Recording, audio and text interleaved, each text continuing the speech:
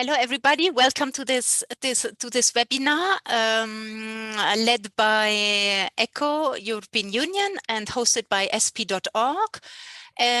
We're going to wait a couple of seconds more as there's people joining still. So thank you for your patience.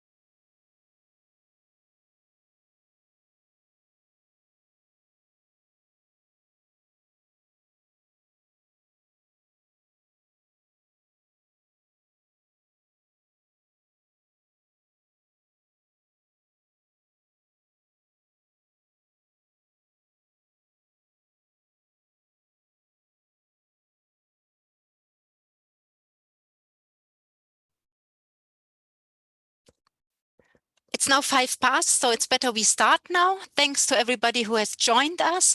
So we're hoping to make this session on linkages between humanitarian cash and social protection systems as lively as possible. So we count on your inputs. So first of all, wait, 1 minute. I'm projecting now. Okay. Sorry, yeah. So we're moving to the second slide on the panelists. So from DG. So this webinar is hosted is led by DG ECHO and hosted by socialprotection.org. So we are really thanking sp.org for this facilitation. So we will actually have today a session that is first a presentation, and then we actually move to an interactive panel composed by ECHO staff. And you have on the left the three speakers, and so we have Marlies Lensing, our regional thematic expert on food, disaster preparedness and cash. She's based in Nairobi in the regional office of ECHO. And then another regional expert, Quentin Le Gallo. He's based in Amman, in charge of cash and basic needs for Middle East and Northern Africa. And then we have, luckily as well at country level, the head of office of ECHO Somalia, Javier Rio-Navarro. And welcome to all of them, and thanks for their availability. And myself, I'm also based in Nairobi in the regional office. And I'm in charge of social safety nets and cash, just since actually back since this week. So thank you for your interest. And I'm now going to project. Sorry, yes, we have still just in terms of. Sorry, I can't see this anymore. You have the. Just, sorry, a quick rule. If you have questions, statements, comments, inputs, please put them in the question and answer box. And to start with, please state your name and organization. For the participants joining, you can please introduce yourself and to start with. And also on the questions and answers, if they are directed to a specific speaker, you can please edit. It will make us a bit simpler, easier to then redirect them to the concerned person. Thank you so much. Now, let's. I hope you can see now a blue screen. So the topic of today is what is the role of a humanitarian donor and linking humanitarian cash with social protection systems. And it's actually the example of ECHO speaking today. But of course, I don't know if in the future there will be other donors coming in, but this could definitely be planned. And also it has also there has been, of course, inputs before. For example, the EU delegation also DG INSPA has also been invited at one stage. So today it's really an ECHO focused session. And in terms of so the objectives are twofold. We would like to give an overview of the policy, the recent cash policy that was just approved officially presented in March at the last European Humanitarian Forum. And then we would like to have an interactive panel discussion to provide practical examples from a field perspective. So in terms of agenda, that means that we will have now 15 minutes as introduction on the cash policy, especially focusing on the chapter that is focusing on the components on the linkages. And then the country examples for half an hour, subdivided by two key questions. And then we will move to reflections and questions to the panelists. And then the last half hour, it's for the audience to come in. So we already count on you. In the meanwhile, you can, of course, put in your question in the question and answers and comments, and we will try to already answer in written until the open session.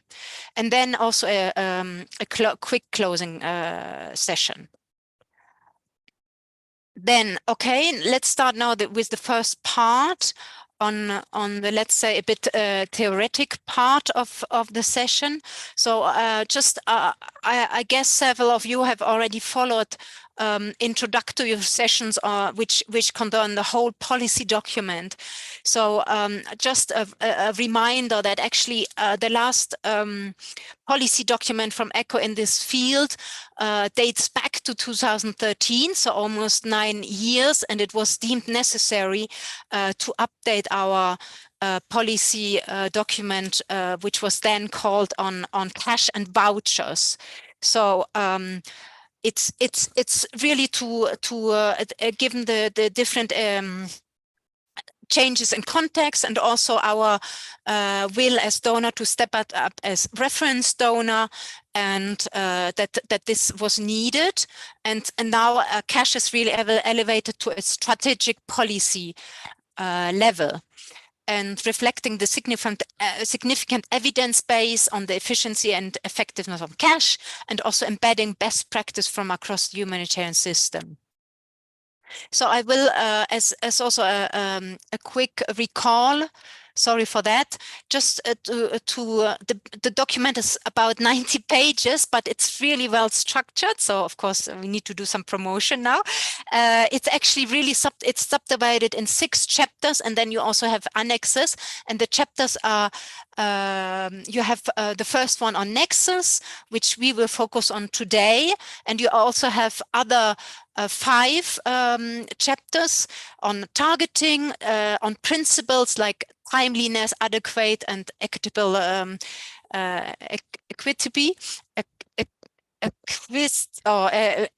equitable intervention. Sorry, I can't pronounce it anymore.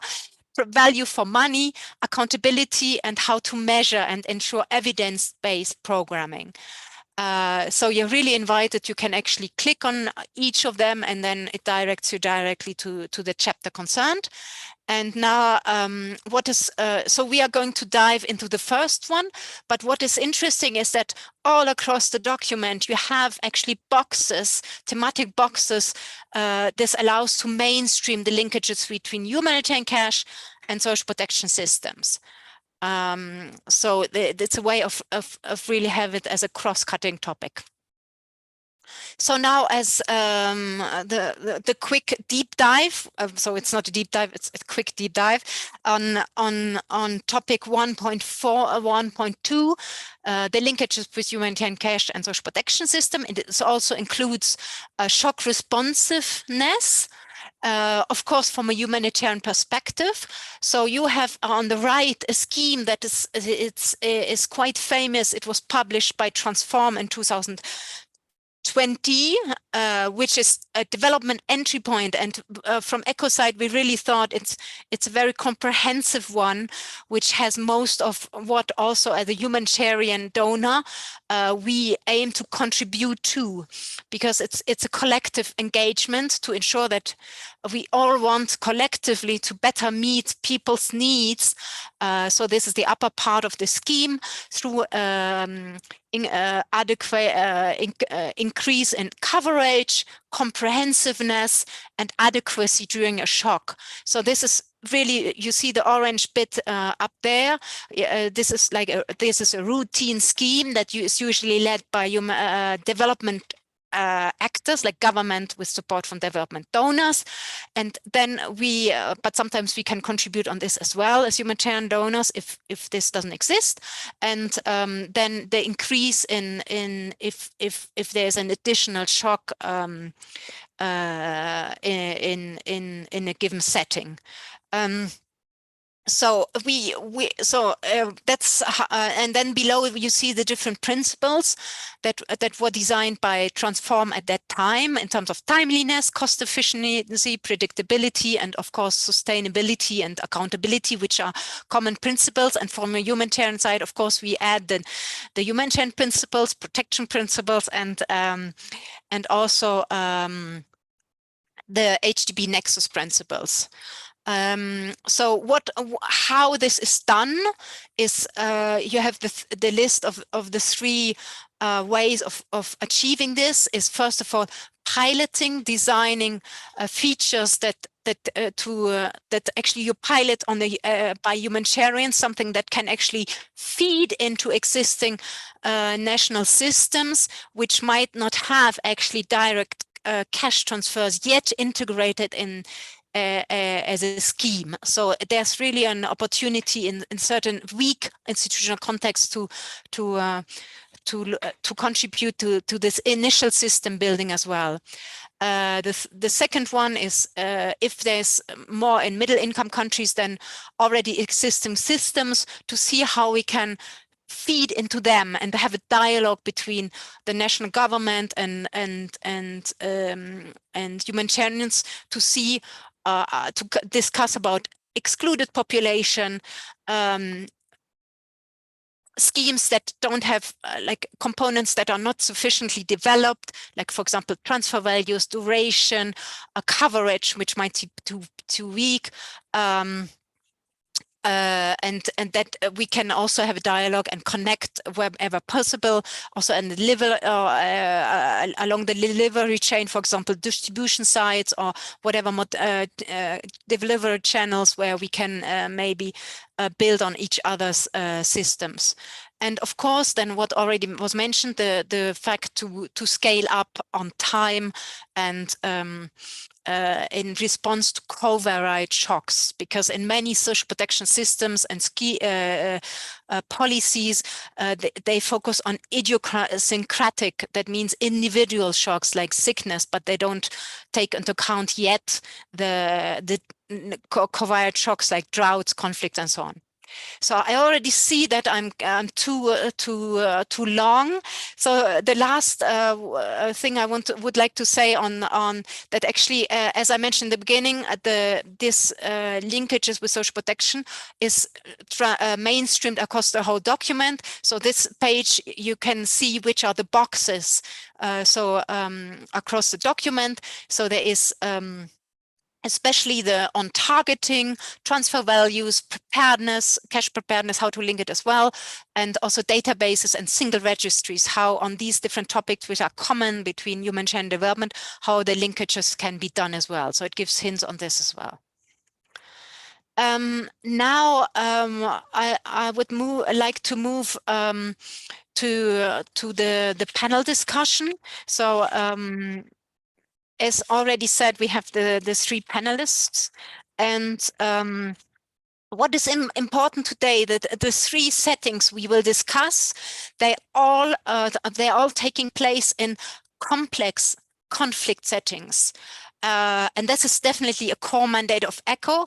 So that's where we have definitely an added value compared to other actors, and where it's most easiest for us to actually say, okay, yeah, that's maybe settings where development actors and development schemes, it's difficult for them to operate, because it really needs very specific attention to principles, to how to intervene in this area. So a specific setup of partners, how to operate, and yeah, to specific attention to humanitarian and protection principles. So in terms of settings, the three settings we will discuss: Ukraine, Mozambique, and Somalia. Just to say as a quick introduction, and I invite my colleagues to go more into depth to complete it if there's need for it. So Ukraine, as you know, is mostly on a forced displacement and protection issues that need to be addressed. It's in a context of a strong institutional setting. It's a middle-income country, and the neighboring countries as well. So there's also, so in terms of linkages, that makes it really very important to see what can be done, because there's opportunities, but then might be considerations others than that. And what is important difference with the other two African countries, that Ukraine, there is attention, there's still the CNN effect, how we call it. There's quite important humanitarian funding. So so it's also a specificity. Mozambique is similar in terms of forced displacement and protection issues, but what is important, there is other natural hazards that have been happening over the past years. In addition to the conflict, it's a more protracted crisis, and of course a lot less international attention and scarcity of humanitarian funding. So there, the challenge of responding to needs on our own from humanitarian perspective is very important. So that's where also the linkage with the others, trying to mobilize humanitarian development funded safety nets is key. And development fund and scalability of development-led schemes, that they can kick up in complementarity of humanitarian schemes. Somalia, it's now higher on the agenda, but in addition to, of course, conflict, forced displacement, protection issues, there's, of course, a severe drought and food and nutrition crisis entailed by that. And there is more funding than in other African countries, but it's definitely not enough. So now I would like to actually hand over to Quentin first on the first question. And this is, if he can please, Quentin, if you can please describe actually the situation in Ukraine, what are the current investments by ECHO in terms of really covering, ensuring that urgent survival needs are covered, not only with ECHO money, but also mobilizing others to ensure that the response package is comprehensive, adequate, and the coverage sufficient. So if you can give us an update on this, and also if you have things to say on what cannot be done. Thank you. Thanks a lot. So yes, Ukraine, an unprecedented humanitarian crisis. So it started on 24th of February. The needs are skyrocketing. So some of the figures that I think help to understand the scale. So once the crisis started the end of February, so there was a revision of the there was a flash appeal. So in April, and so the figures to cover the period March to August, the appeal was to 2.25 billion. The MPCA was, I think, Sigrid, we see your screen. So the MPCA budget request was 600 million. This was 27% of the flash appeal. The target was 2 million people to be assisted with MPCA by August. There was a rapid scale-up setup of the cash response, and we have been able to achieve these targets rather quickly before the period of August. And following this, so in August, there has been another flash appeal revision, and now we are, and this flash appeal covered the period from August to December, and here we are now at 4.3 billion. So this is an increase by 91%. MPCA now represent 1.7 billion on the request. So this is 40% of the flash appeal. The cash was the modality by default or prioritized by the HCT due to the context in Ukraine. So here this is to highlight huge needs. And one of the big questions that we are working on, it's the issue of financial sustainability. How can we continue this if, as of today, we are already at 4.3 billion for a short period in 2023, where we are going? So the issue of financial sustainability is a critical one in Ukraine. So ECHO, so far, the budget of ECHO is around 350 million. So with a bit of money going to Moldova. The key sectors we are, and so ECHO on the term of humanitarian investment is the second largest humanitarian donors behind USA, BHA. So priority sector, as I've said, was cash. So MPCA specifically. Then protection is a critical one. ECHO fund various sectors: shelter, wash, health, mine action, coordination, DRR, education, support to operation. But one critical one is MPCA. So as of today, we are roughly around at 35% of the budget of ECHO in this response is going through cash transfer. So this is a rather large, we are around 117 million on multi-purpose cash assistance with some also sectoral cash. So this is in whole Ukraine. We are delivering, we are funding assistance, governmental control area and non-governmental control area. We have around 24 partners, and 10 of them are implementing MPCA. So sorry, hope you hear me better. And 10 of them are implementing MPCA. So the initial response, there was, as I've said, what has enabled this, the rapid strengthening of the coordination with the cash working group. They have set up several task teams on registration, delivery mechanism, registration, deduplication, monitoring. This has allowed to roll out rather quickly the response at scale. But also, there was a rapid cash assistance delivered by the government. We are in Ukraine, the government has a very strong social protection scheme there, large scale, and there are still some discussion if it's a horizontal scale up or vertical scale up of that response, but they have been able to also deliver quite a lot. So because of the no regret approach of the humanitarian response, there was a very close alignment of the cash response, the MPCA, to what the government is doing. For example, the discussion on transfer value, the humanitarian response has aligned to the transfer value used by the social protection scheme. A lot of the beneficiary that we are that we are assisting, a lot of them are providing through the list of the governments. And this has been an enabler, because one of the challenge in that response was the enrollment of beneficiaries.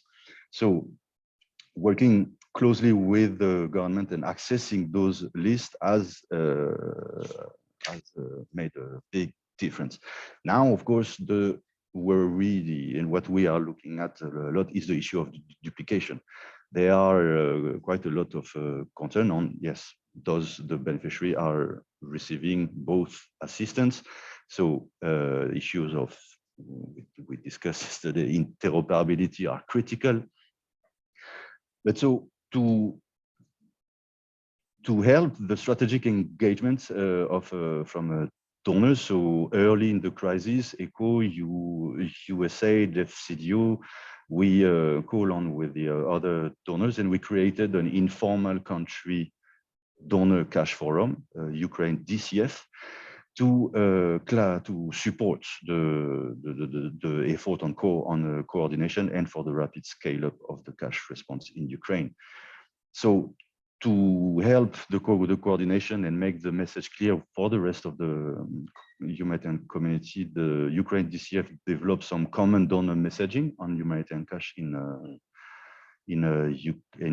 Ukraine. There are 4 common messaging, and one of them is on the issue of linking humanitarian cash to shock responsive social protection. So the message that we support linking to and coordinating with inclusive shock responsive social protection system in Ukraine, vertical and horizontal. Humanitarian MPC should be complementary and ensure people in need receive humanitarian MPC assistance in line with the humanitarian principles. Where and when feasible, we support the transitioning of the humanitarian case law to social protection scheme and development stakeholder. So for that, quite a lot of advocacy has been done and discussion with the cash working group in order that the cash working group start to look at those issues with all the cash partners. So a specific task team has been set up to look at this issue. So currently led by WFP and UNICEF, and between donors, so the Ukraine DCF decided to strengthen the capacity of this task team to bring more resources. And so through the FCDO funded STAR facilities for the social protection, technical assistance, advice, and resource facility, an expert has been deployed to assist the task team to work out on how we do these linkages between the humanitarian cash and social protection, which is requested by all players in Ukraine, from the government, from the donors, from the partner. Now, of course, the red lines that we have in that context is to avoid the mixing of a humanitarian need and versus the poverty alleviation response. And as of today, as I was saying, there was a strong alignment and use of the governmental social protection parameter to assist the population, to inform the design of the humanitarian response. And so now, as part of the common messaging of the donors, this is where we need to go, improving on the targeting and making clear between the role and responsibility between the humanitarian response, the cash response, and the cash assistance provided by the government. They don't have the same objective, and this has to be clarified, but we have to make those two work together. I think I will stop here for that part. Thank you. Thank you so much, Quentin. On the same question, we now move to Mozambique. So I think it will be very contrasting from the amount of money, notably that Quentin is mentioning on 350 million euros going to Mozambique is notably a big shock. Thank you, Marlies. Can you come in?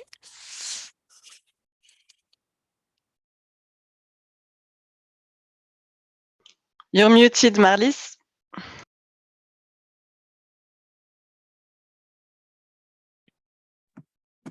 Oh, well, sorry. I was saying I'm actually not in Mozambique, but I'm in Nairobi. But let me talk a bit about Mozambique. Actually, indeed, very underfunded, a very disaster-prone country as well. So ECHO is currently focusing its humanitarian assistance in the north of the country, where conflict has started, well, quite recently. In the past, we've also funded larger-scale responses to droughts and also cyclones, but currently the focus is on Cabo Delgado and neighboring provinces. We've noticed, well, we've all noticed together that because conflict is quite a new problem in Mozambique, the capacity of partners to work in conflict settings has been was a bit low. So it took us altogether quite a while to scale up. The humanitarian assistance that ECHO is providing is largely, but not only, but there is a lot of funding for food assistance, which is provided currently almost completely in kind. And there's still quite important challenges to do larger scale unconditional cash. We've been trying to encourage partners and also ourselves to advocate for more unconditional large-scale cash, but not yet successful. There was a government safety net in place also in northern Mozambique before the conflict, but many of the beneficiaries of that safety net have been displaced, and it's been quite difficult to track them.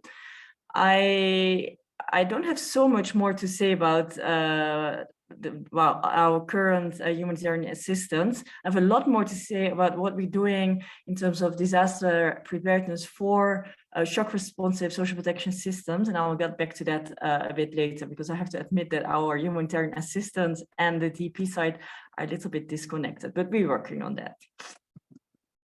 Thank you, Marlies, for already being so transparent on the challenges that we can encounter as donors.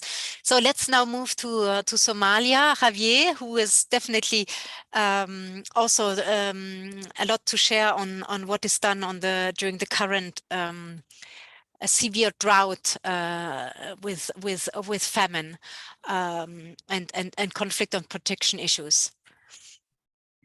Thank you, Sigrid. Hopefully you can all hear me okay. Just maybe to give a little bit of background on Somalia, I gather a lot of colleagues online are already quite familiar with the situation. But just to give the background that also bring us where we are at the moment. In Somalia, particularly, as you mentioned, Sigrid, there is a significant recurrent and sustained chronic, I would say, or stagnated caseload associated to malnutrition and food insecurity that is regularly assessed through IPC analysis. That element of analysis and information on food security and nutrition has been quite consistent over the years in Somalia. Somalia is a country that faces recurrent shocks, some more sudden onset, as it might be a conflict-related displacement, short-lived, or displacement generated by floods, and also the more longer-term sustained impact of the conflict and the climate change impact, particularly, as you mentioned, with regards to the drought.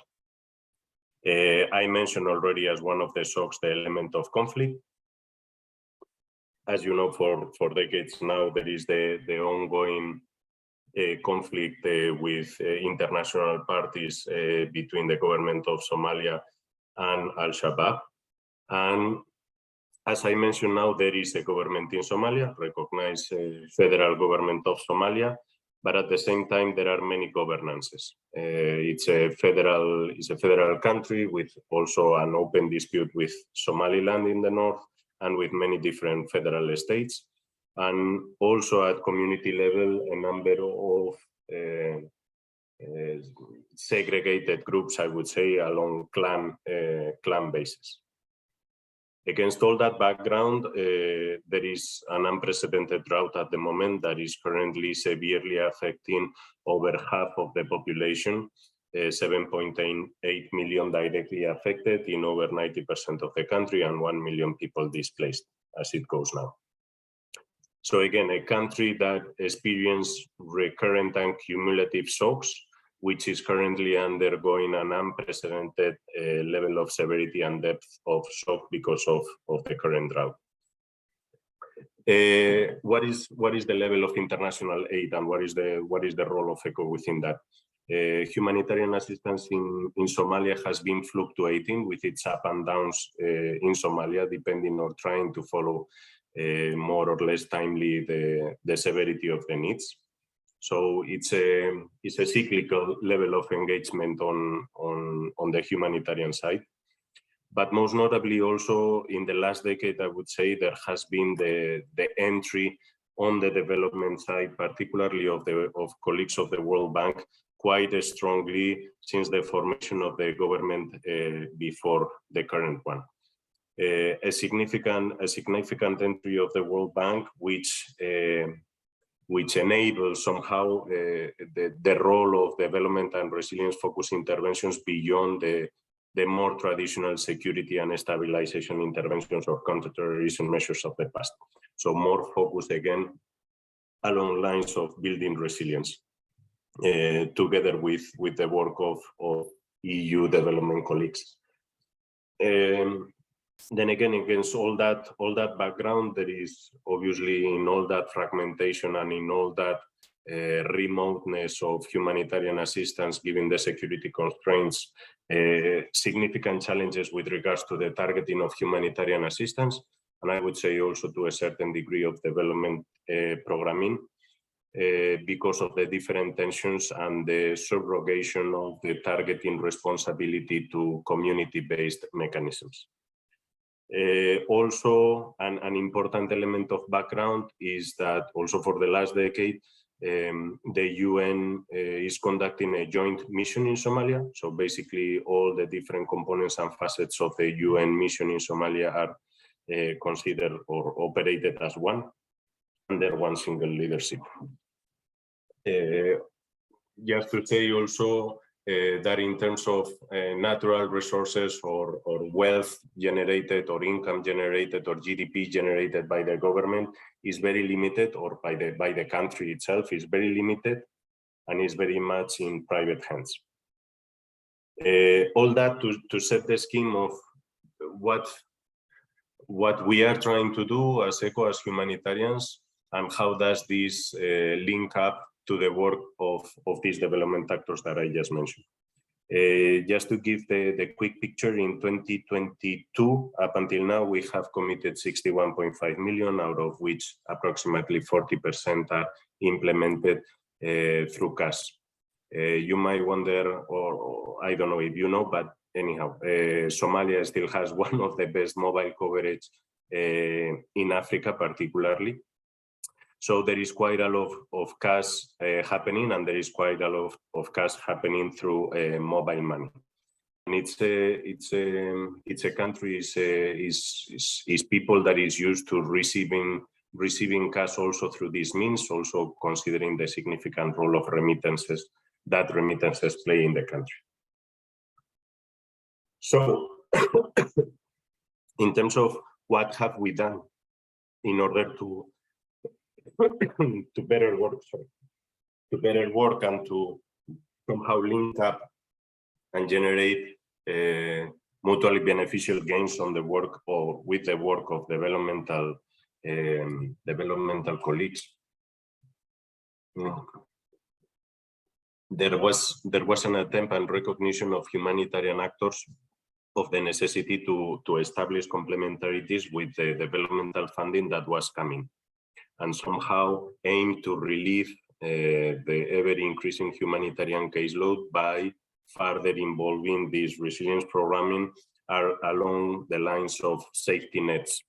Safety nets that are 100% dependent of international funding, hence the questions that remain, as also Quentin mentioned, with regards to sustainability and transferability of the investment by the government. But that, for example, well, there are two main safety nets in country: Bagnano, that is supported or financed by the World Bank, and Sagal, that is supported by the EU and other EU member states, and both operate in close coordination with the government.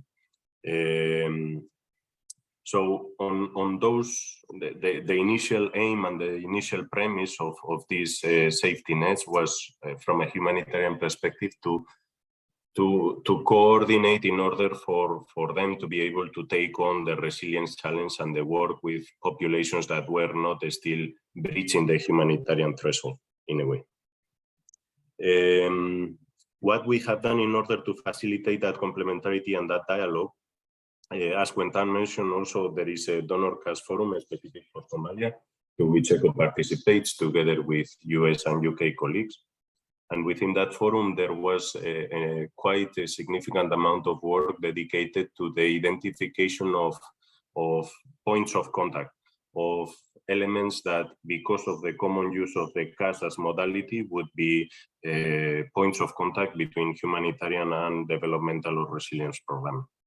There has been significant work with regards to the identification of triggers for the activation of shock response capacities within safety nets, significant work for the definition of common minimum expenditure baskets and transfer values that would be applicable for both humanitarian purposes or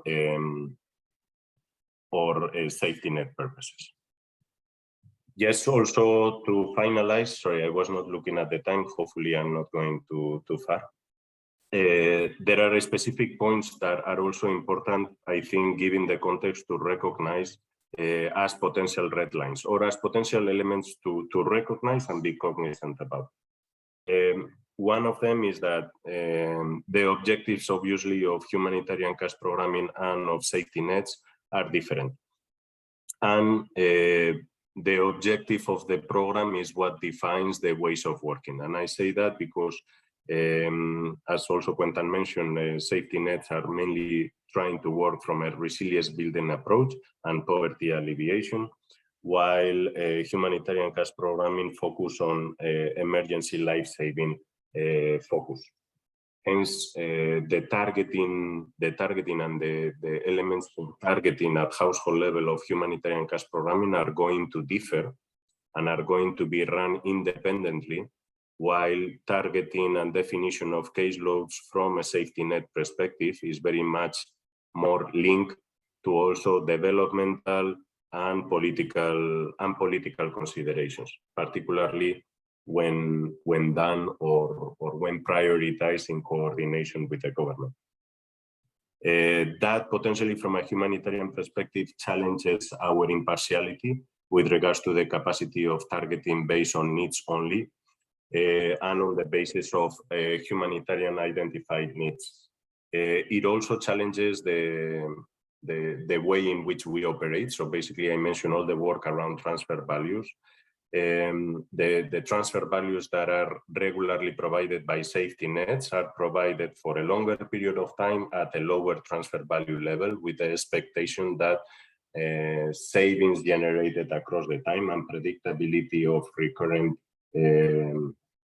recurrent transfers will allow to generate. So the transfer value is lower, but expanded over a period of time. From a humanitarian perspective, our transfer value is higher, but provided in a shorter period of time in order to achieve a differential outcome. Hence, those differences that need to be acknowledged and somehow made comparable. So then again, we differ with regards to triggers, we differ with regards to thresholds, and we differ with regards to pursued outcomes, which in a way, it's something that, as I mentioned, needs to be acknowledged and worked with. I think I've gone already a bit long, Sigrid. I'll send it back to you, and then happy to discuss further with colleagues online. Over to you. Thank you so much. I think that was really clear on actually all three of you on what response package we are trying to promote based on needs, and what is actually in country available in terms of also nexus by government and other development actors during an acute crisis phase. So the peak of a crisis, especially during the lean season, for example, in Somalia.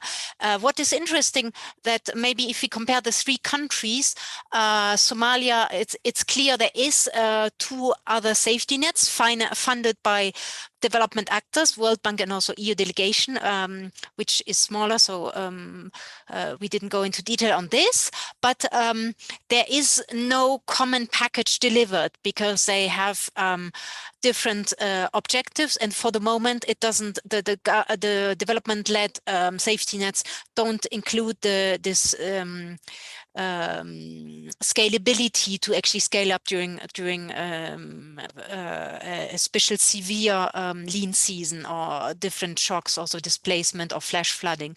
So this is work in progress.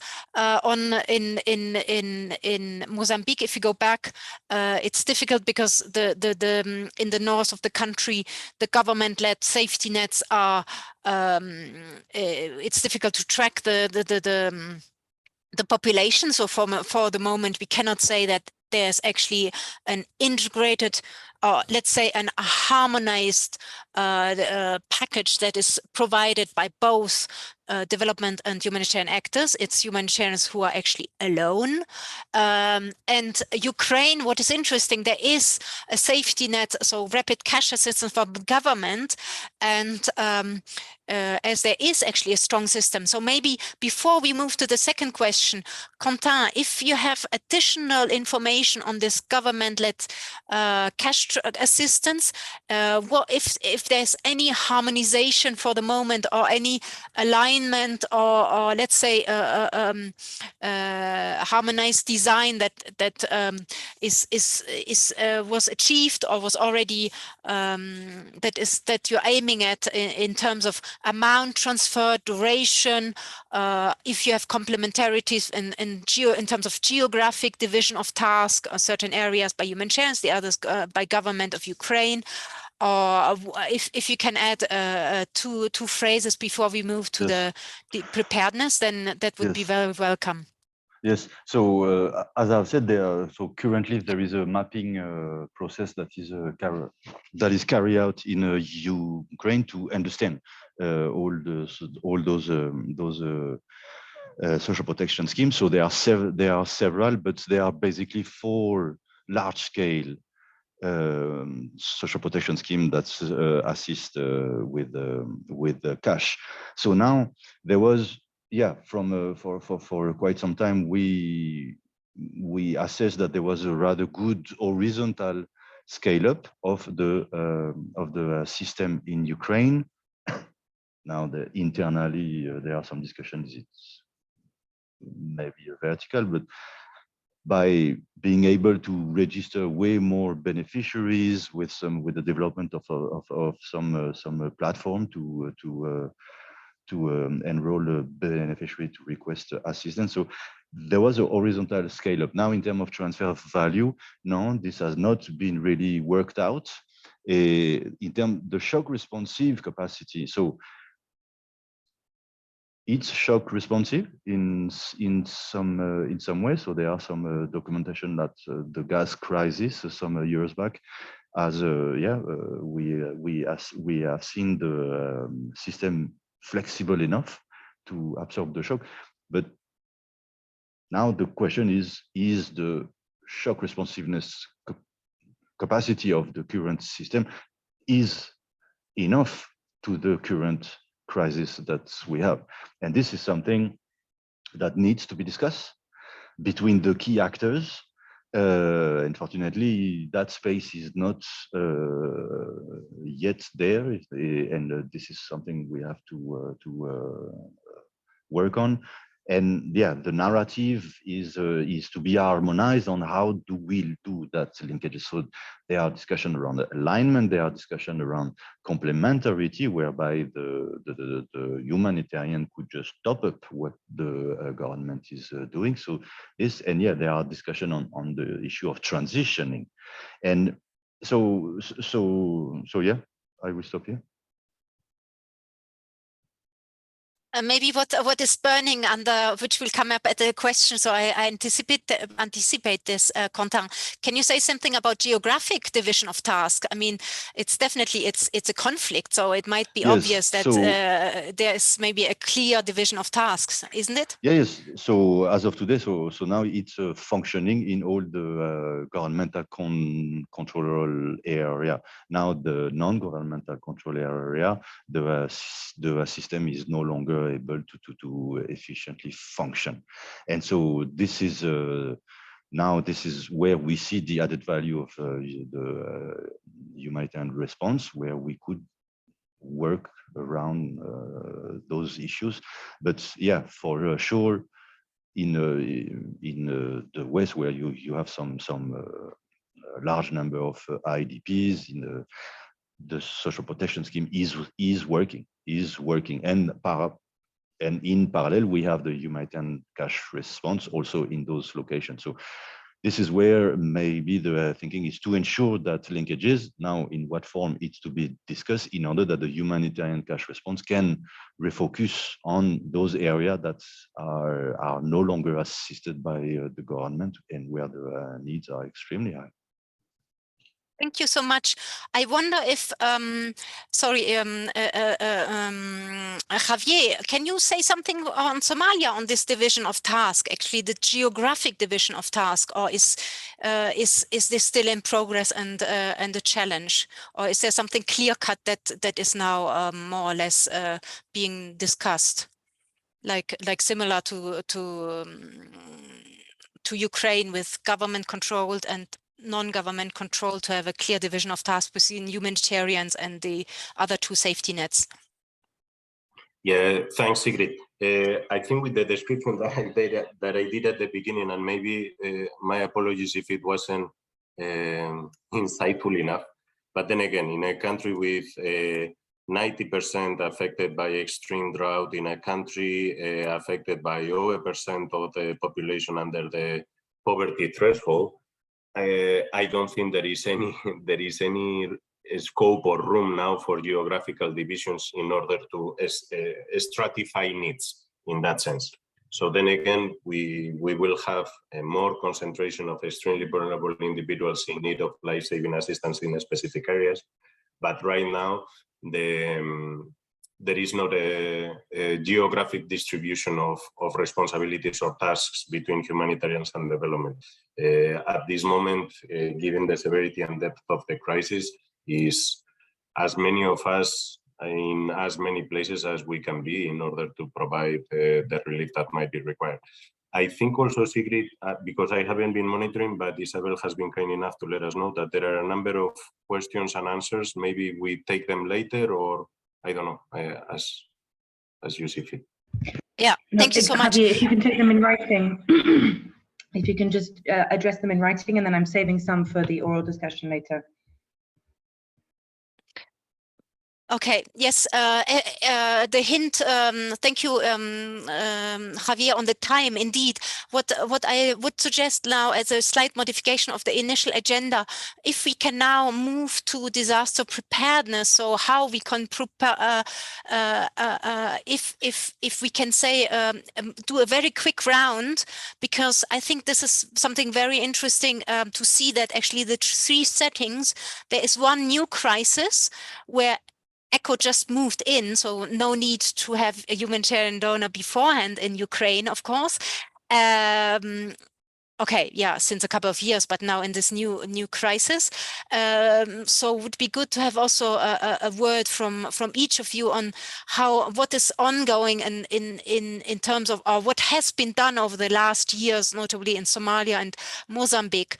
If you can say something to ensure that the response during to the current crisis is more timely, the response package is high enough, consistent enough, and that also the weight is not only responsibility, not only on humanitarians, but that there's responsibility sharing with local actors and and beyond. So I suggest, I don't know if Quentin, you want to say a quick comment, and then we hand over to Marlies, who can inform us more, because her specific hat is actually disaster preparedness. Thanks to Quentin. Yes, so maybe on that point here for the future like in Ukraine and moving forward, yes, there is a need to create those platform and to fix that, to discuss the financial the financing of this crisis, and this will be done through a better articulation of the humanitarian cash with the shock responsive system in Ukraine. So here there are quite a lot of things to do, but this is something where we believe that it will having a system more flexible and having systematic or institutionalized platform where humanitarian and development and government can coordinate those efforts, especially in a context like in Ukraine, where we have a strong government that deliver a lot of assistance. This would definitely improve the preparedness aspect in the long run. Thank you so much. We are now moving to Marlies in Mozambique, and thanks for sharing a bit of insights, a crash course on preparedness. Well, I'll try. Just maybe a quick reminder, we've mentioned the cash policy that ECHO has recently published. There's also a DP guidance note that we launched last year. And well, it's also a very long document, but it talks a little bit how we see ECHO's role in terms of disaster preparedness for social protection. And actually, we don't see it so much in really building the systems or establishing the systems, but mainly through disaster preparedness for making those systems more shock responsive. And this often starts with work on very basic things like improving a multi-hazard early warning systems, contingency planning, and a second point also support the inclusion of an anticipatory dimension to the shock responsive social protection. So traditionally, of course, they've been quite reactive, and as part of the disaster preparedness priorities in ECHO, we're trying to make them a little bit more anticipatory. Maybe also to say that ECHO has a dedicated budget for disaster preparedness next to the humanitarian assistance. It's quite small, it's like 80 million worldwide, globally. But we try to be strategic about it, and this work on anticipatory action is one of the priorities. And in quite a couple of countries, or some countries, we've been managing to also link it to the shock responsive social protection systems that are in place. And some of that work is happening in Mozambique. So as I said, our humanitarian assistance has been quite straightforward in terms of disaster preparedness. We've been funding a couple of partners, and one of them is WFP, with whom we've had a ongoing engagement now for quite a few years.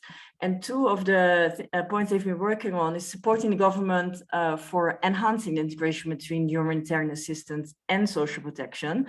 And well, I can share more information about it, but it goes through a whole lot of very soft activities, like an after-action review of the post-cyclone social protection recovery programs and capacity assessments of the national existing shock responsive social protection system, workshops on with the government for the development of SOPs for multi-hazard disaster response, and also work on electronic payments with the INASH, which is the Ministry for Social Action, and also well, that's basically one point. And then linked to that, we've been also funding partners more on developing further this anticipatory action of forecast-based financing work, and make sure that as part of the SOPs that are being developed and the early actions that are being defined, there is linkages with social protection. Basically, to say it very,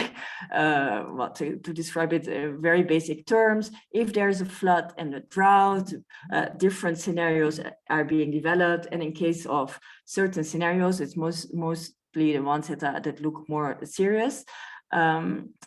Beneficiaries of social protection system or new beneficiaries of a shock responsive social protection system, depending on the type of horizontal or vertical inclusion, receive cash payments ahead of floods or droughts or other disasters. Some results. So this is in very basic terms what we've been trying to fund in Mozambique. Some results. So the integration of social protection actors as key contributors to the design and implementation of early actions.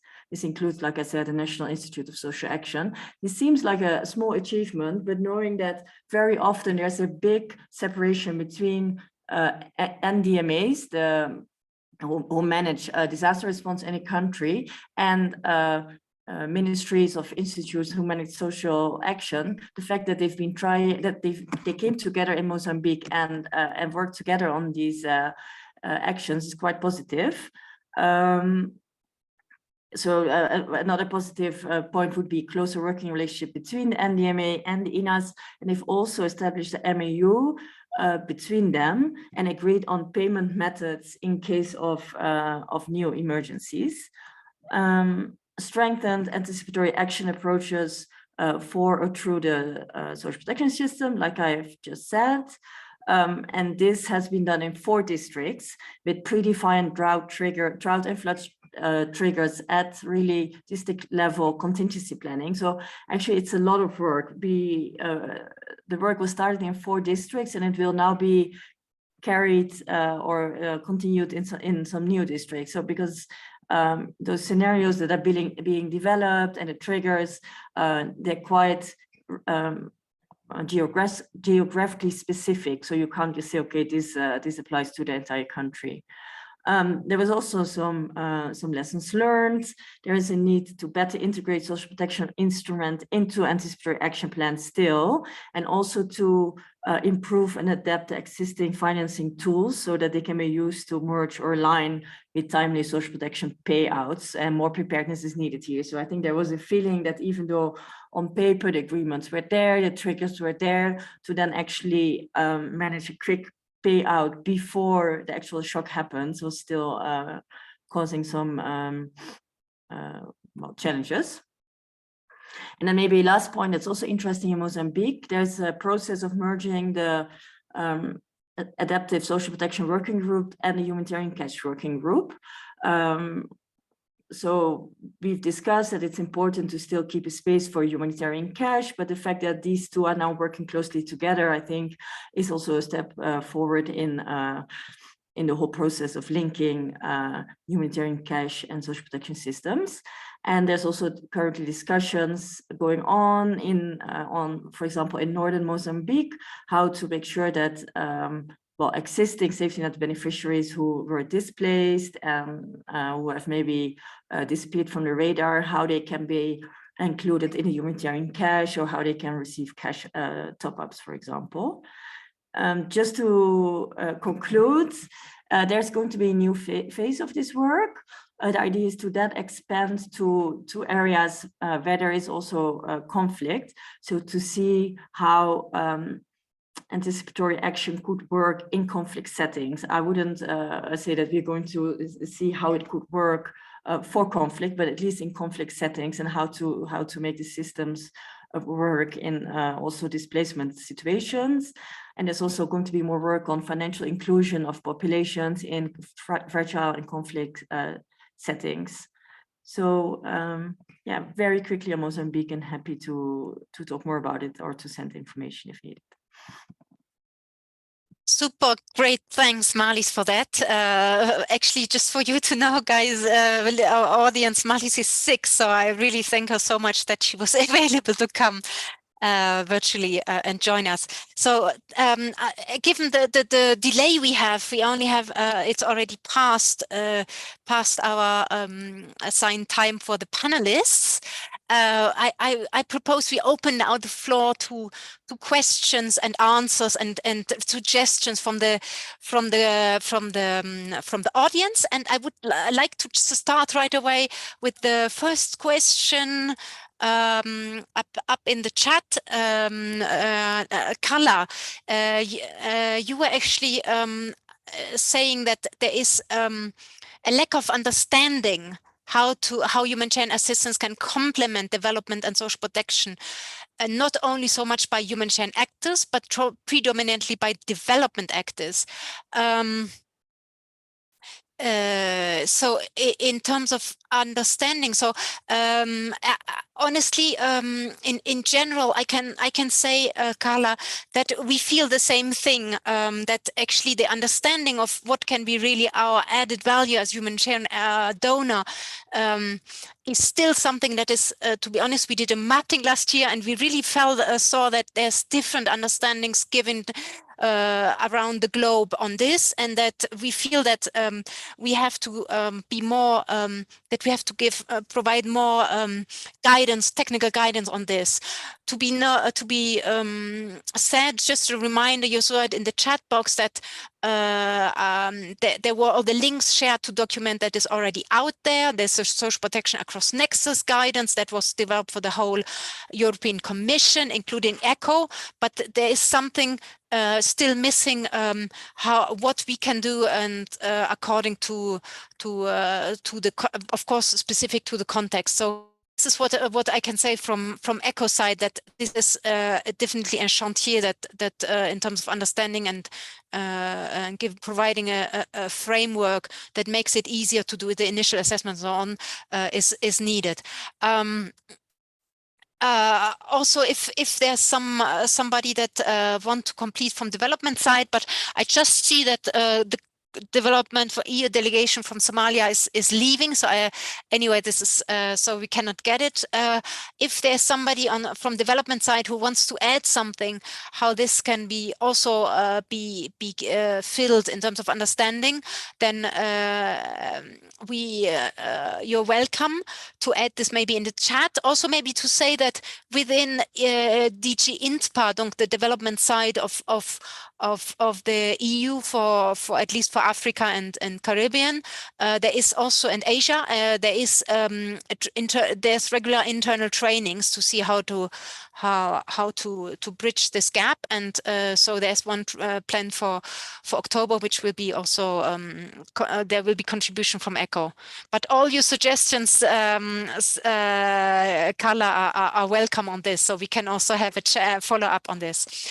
If I can just complete on this couple of points. Yes. on the Ukraine, on this issue. So discussion between humanitarian and development donors, they have already happened within the EU, ECHO, and the delegation, with one of the key actors in Ukraine on the social protection side is the World Bank. So discussion as they have already started. Now, it's good to start the discussion, but now it's to agree on the process, on the way forward, to have a roadmap, and yeah, the leadership, the resources that are put into it, and to agree on the narrative. And once again, what is the vision? What is the vision? Because we talk of linking humanitarian cash to social protection, but where do we want to go with that in Ukraine? So this has to be decided, and this is a work everybody has is input to bring on the table on this, but a space has to be set up, and a certain leadership has to be has to exist to move forward. So yes, this is a lot of work. Yes. Yeah. Thanks so much, Quentin, to give to provide also a concrete example from the field on this, because it's always a lot about, as you say, to work on a common roadmap, to really have also leadership, and there's of course always power issues and these things that make the theoretic framework, even if we have it, to implement it to very difficult. Then I would suggest we suggest to move to Catherine. So Catherine, you were saying that you would like the speakers to further clarify how effectiveness and quality, impact of alignment on harmonizing humanitarian transfer and government-led social protection is measured. We have seen in context that government transfers often exclude most vulnerable due to political and ineffective systems. So the question is about evaluation. So if we have this, I don't know if you now have the time to hand over to the speakers for country examples on this measurement. So the impact of aligning.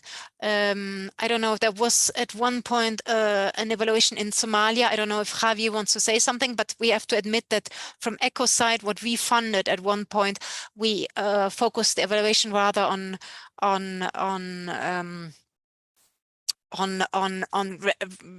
rather the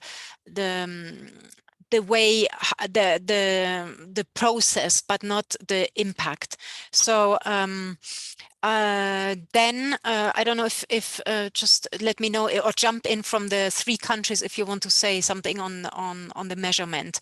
But definitely, what is clear, it's important. And there's a dedicated chapter on this in the cash policy. It's just from ECHO side, to be honest, we have for the moment short-term contracts still, the majority. So doing a proper impact evaluation is definitely, unfortunately, most out of the scope of partners.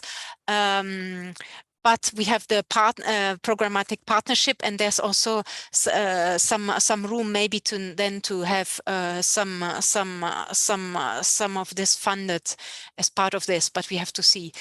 Mostly, we actually can have these more in-depth evaluations through other humanitarian development donors who have more flexibility in terms of funding. Usually, in many cases, the UK. So yes, we have to give credits to the UK on FCDO and formerly DFID on evaluation.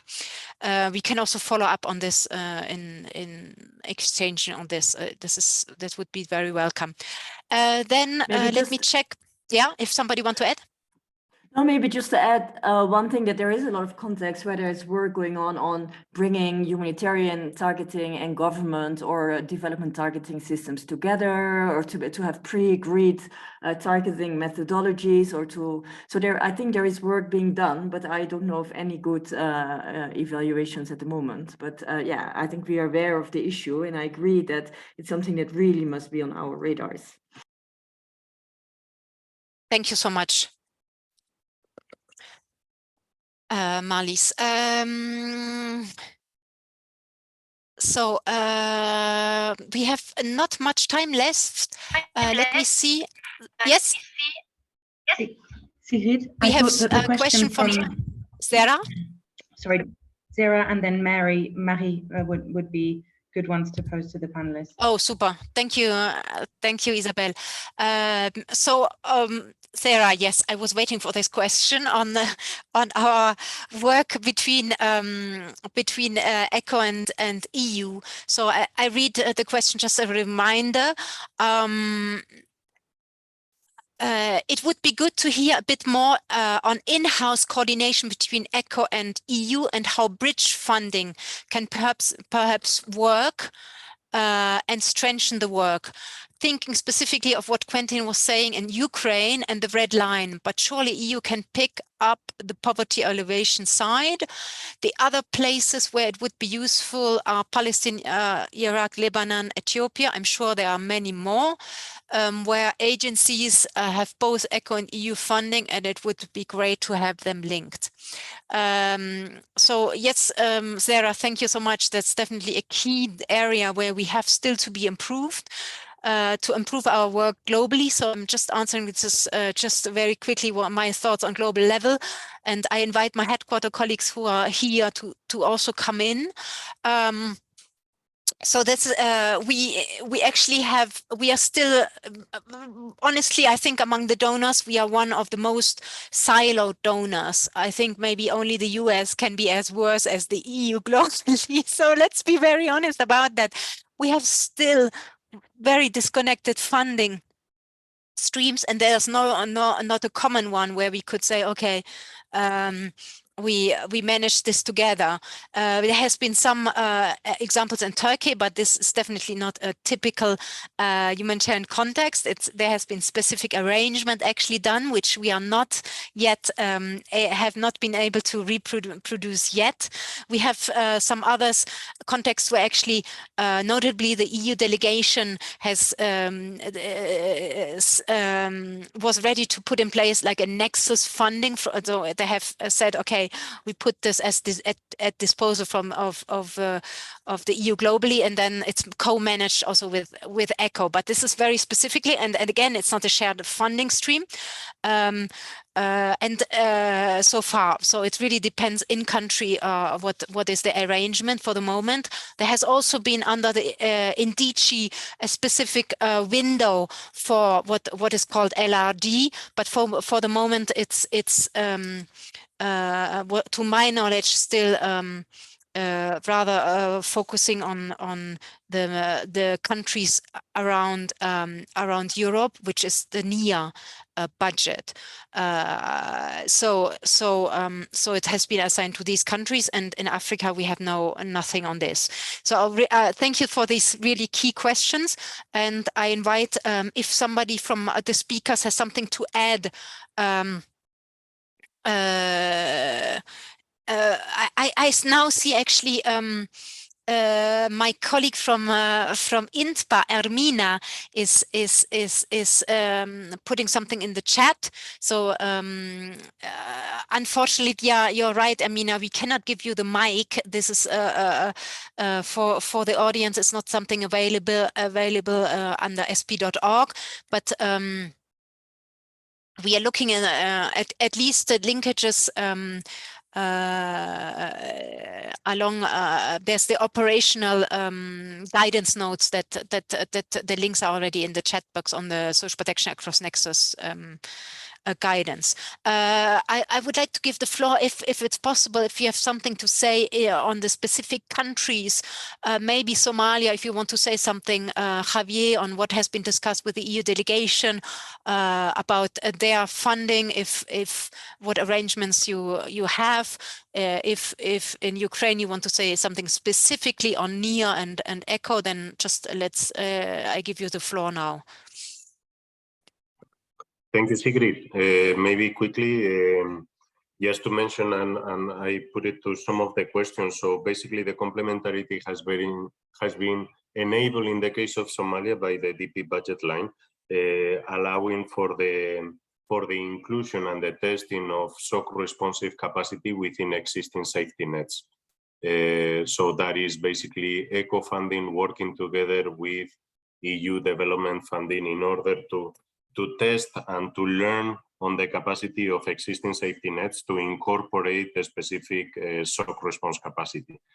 Then again, the lessons learned are still being gathered and still being processed, and it will probably be one data point for the questions that was brought in with regards to the efficiency and the timeliness of that link up approach. So that is one pragmatic way in which that coordination has taken place. Also, similarly for the definition or allocation, particularly of the EU safety net, but also of the World Bank. As I mentioned, the element of geo-targeting is overall very much more complex at the moment, given the severity and depth of the crisis. So those conversations are continuous and are ongoing in order to establish the greatest complementarity between the support of the two different instruments. So at least from our side, that could be one example or one element more for the discussion of the conversation. Yeah, maybe to complement on this, indeed, Somalia was really a flagship country where there has been since 2017 a joint investment by the EU delegation and ECHO with technical assistance from both sides, from headquarters, and really working on what could be this implication and linkages. Honestly, what is really complicated, what Javier already said, is that in a country in conflict where you have a de facto government and that is not de facto authorities, and one also with problems in terms of elections and so on, that actually then the mandate and the objectives of both arms of the development and of the same institution, development and humanitarian, can really differ so widely, because then development has to focus on support to government, whereas the ECHO approach is needs-based, be it on wherever and this is, and of course the influence by government can be quite strong, and we see that in many other countries as well. So so yeah, Ermina is completing this in the chat. Thank you so much for complimenting and building on this. And I would also like to read now the question of Marie. Do you have any? Thank you so much, Marie Wagner, on this. Do you have any good example where the transition of humanitarian crash programs to development actors, government actors, paid by national budgets worked well? How can humanitarian actors ensure to set up their programming with having a transition strategy in mind from the onset? So Marie, honestly, this question is definitely good, but we have seen so far, to be very clear, that it's best for humanitarians to first work in terms of nexus with development donors, so not right away with government, because we are not, in most settings, not having a direct dialogue with governments, and in many settings, in especially lower income countries like Africa, the governments don't have much budget. Sometimes in some countries, yes, you have local authorities who maybe have some taxes, even in Somaliland or also Niger, but what is most efficient for us is actually to work with EU delegations or World Bank, and World Bank then buys somehow the agreement of government to fund, because they have this trade-off. We give you budget support, the DPO, but you put an indicator on increase of your budget contribution, which humanitarian partners cannot do. Yeah, so if in terms of nexus, we usually prefer to have this dialogue with development donors. In some countries also, there is what is interesting, we also have this dialogue with government, but the humanitarian arm of the government, the emergency arm, and where, for example, the government provides seasonal assistance, be it cash or food, where actually then the implication with our assistance can be is more, let's say, easier, like Madagascar or the whole Sahel, where we have quite big progress on this.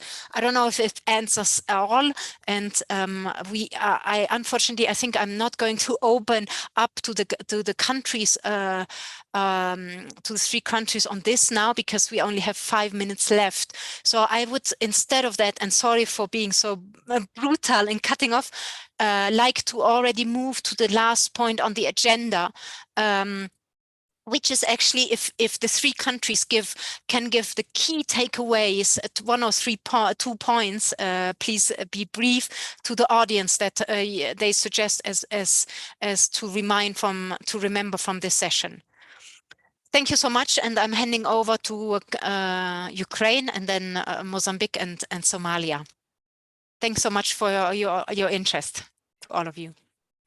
Thanks a lot. So on Ukraine, I will try to be short. So I think there is a unique opportunity in Ukraine to operationalize this linking humanitarian cash to shock responsive social protection.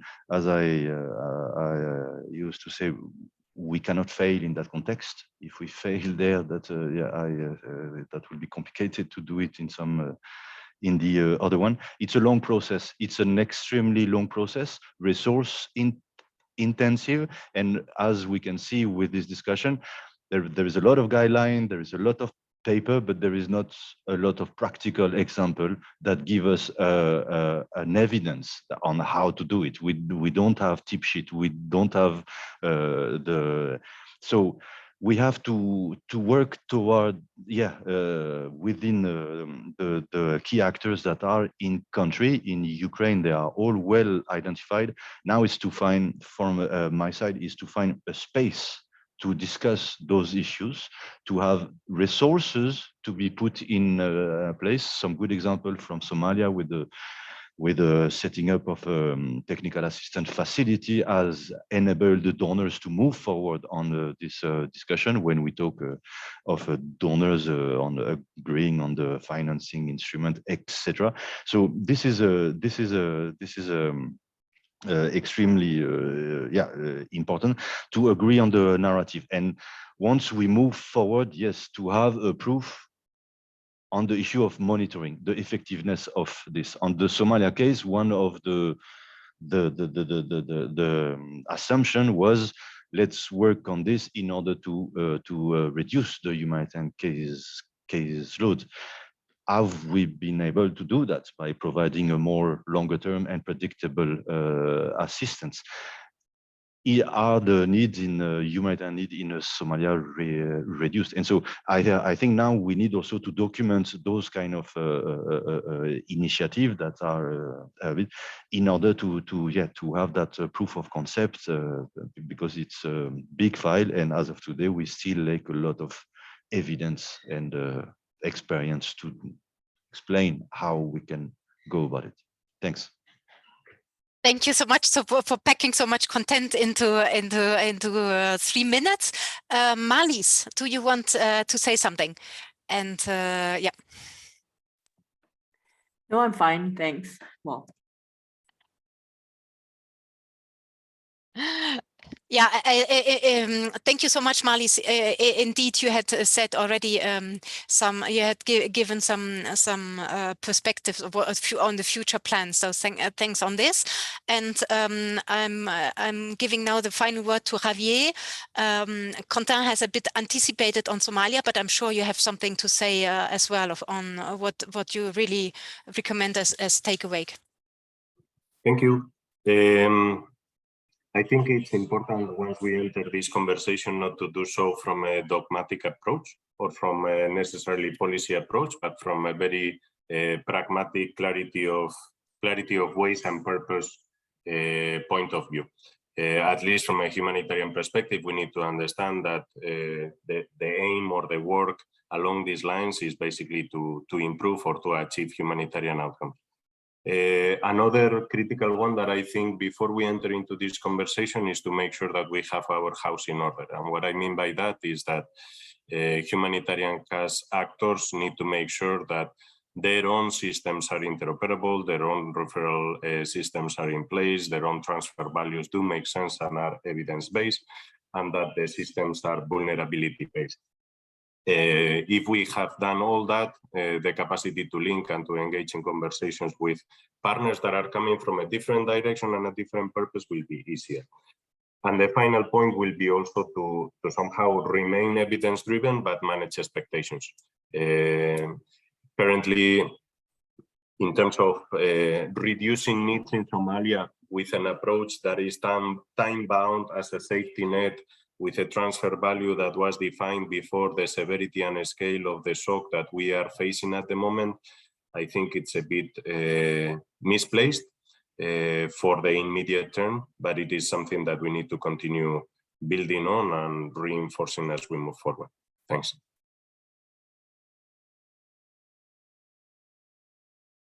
Thank you so much. I just noticed there is actually a last 2 points from Mozambique, so and Mali. So I know we are now having 1 minute beyond, but handing back to Marlies before it cuts off.